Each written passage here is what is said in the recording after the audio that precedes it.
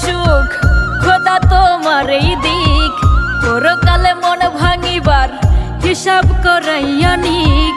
ইহকালের যত সুখ খোদা তোমার এই দিক, পরকালে মন ভাঙিবার হিসাব করাইয়া নিক।